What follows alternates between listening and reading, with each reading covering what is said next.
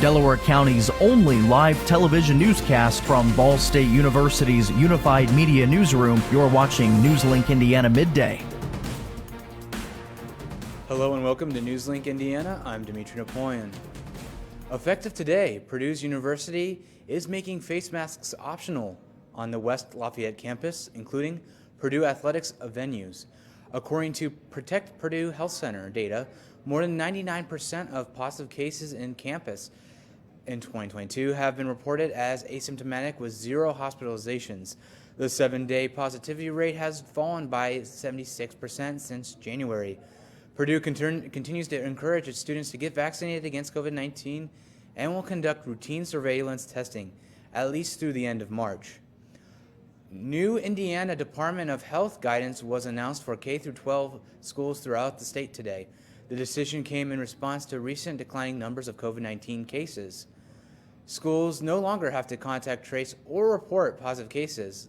Students are not required to quarantine if they come into contact with someone who tests positive for COVID-19. As for Ball State, the last update to the university's response plan was just last month.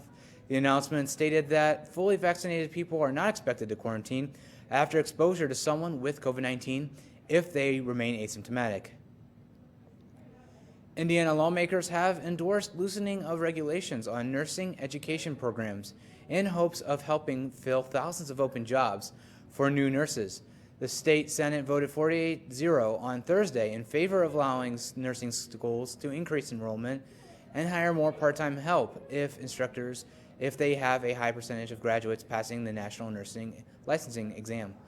The House approved a similar version of the bill last month. Health officials say that more than 4,000 nursing jobs were unfilled across the state during the COVID-19 pandemic, as some nurses have quit or taken part-time jobs. An increase in fighting between Ukrainian forces and pro-Russia separatists in eastern Ukraine is adding to the fear of an all-out war in Eastern Europe. Western officials are warning that Russia could use a scenario like this to justify an invasion. U.S. President Joe Biden says all indications are that an attack from Russia could come in the next several days. Connor Powell has the latest from Ukraine.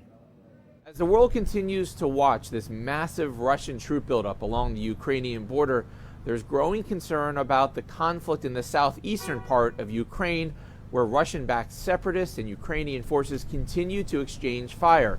And it is heating up there. In the last 24 to 36 hours, there has been at least 60 exchanges of fire between these Russian-backed separatists and the Ukrainian military, with at least 2 people being injured inside Ukraine yesterday at a kindergarten where artillery hit a school there. Now, the reason there is this concern is because there are many people who think Vladimir Putin and Russia could use some type of incident as a pretext, as a reason to launch an invasion into Ukraine if there is this continued exchange of fire down in this Russian-held backed area.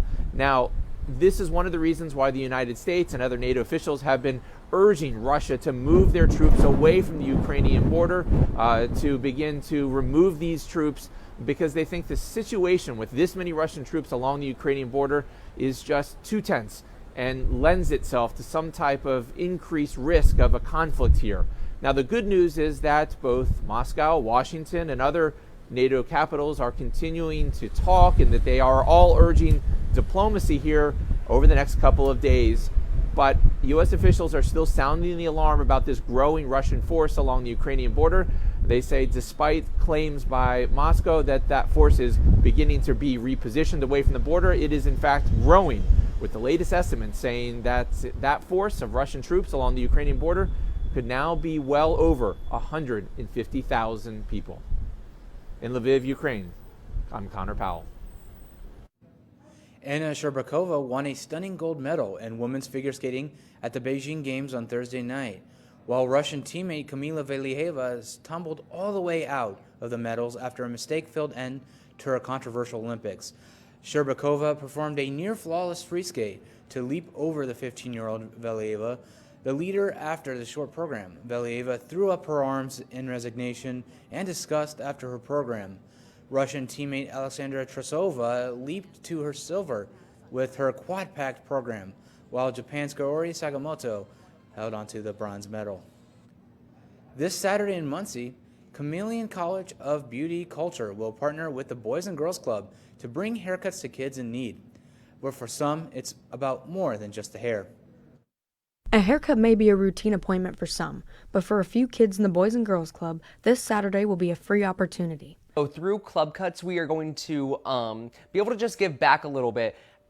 We are giving $3 haircuts as well as free haircuts to those involved in the Boys and Girls Club to channel what we have and what we are doing and growing as a school to give back to those who typically don't have these kind of resources and opportunities.